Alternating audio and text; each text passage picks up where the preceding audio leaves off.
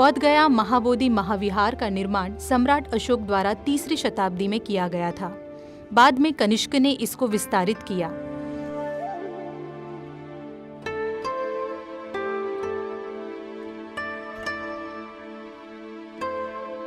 सन 1205 में बख्तियार खलजी ने आक्रमण कर इस विहार को नष्ट करने का प्रयास किया, लेकिन भिक्षु लोगों ने विहार को चारों ओर से मिट्टी एवं पौधों से सुरक्षित कर दिया।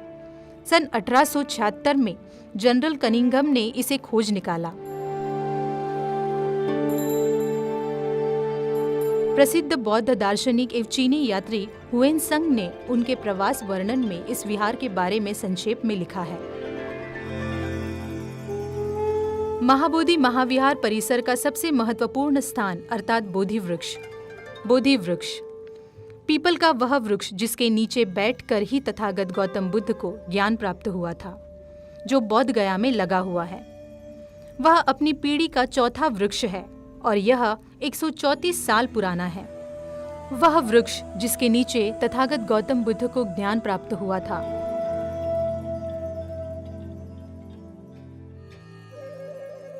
और जिसकी टहनियों को सम्राट अशोक ने अपने पुत्र महेंद्र व पुत्री संघमित्रा को देकर श्रीलंका में बौद्ध धर्म का प्रचार करने को भेजा था।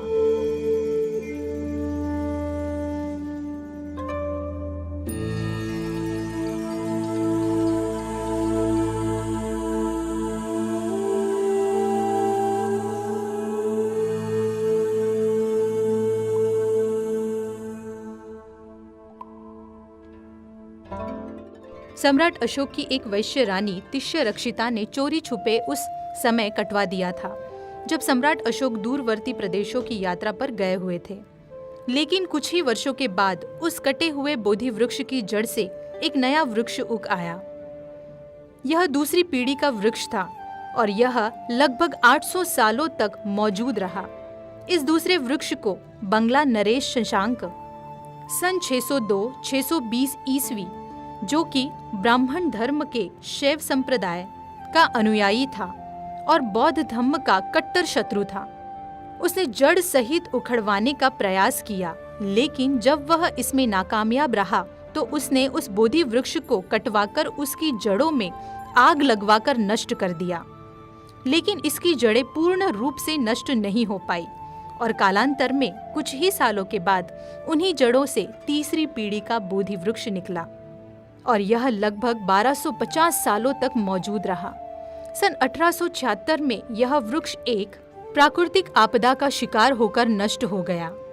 तब लॉर्ड कनिंघम ने सन 1880 में श्रीलंका के अनुराधापुरम से बोधि वृक्ष की शाखा को मंगवाकर इसे बोध गया में पुनः स्थापित कराया, जो इस पीढ़ी का चौथा बोधि वृक्ष है। यह उल्लेखनीय है कि सम्राट अशोक ने अपने पुत्र महेंद्र व पुत्री संघमित्रा को पहले बोधि वृक्ष की जिन टहनियों को देकर श्रीलंका में बौद्ध धर्म का प्रचार करने भेजा था, वह आज भी श्रीलंका के अनुराधापुरम में मौजूद है और विश्व के लिखित इतिहास की दृष्टि से यह अब तक का ज्ञात सबसे प्राचीन वृक्ष लगभग 2250 वर्ष पुराना है। आज जो बोधि वृक्ष यहाँ पर दिखाई देता है वह इसका चौथा धड़ है। इसके किनारे पर एक चबूतरा है जिस पर बुद्ध के चरणों के निशान बने हैं। इसको वज्रासन कहा जाता है। धार्मिक ग्रंथों के मुताबिक यहाँ पर 7 दिन बिताए थे। कहा जाता है कि ज्ञान प्राप्ति के बाद करीब 7 दिनों तक वह इस वृक्ष को खड़े होकर एकटक देखते रहे थे।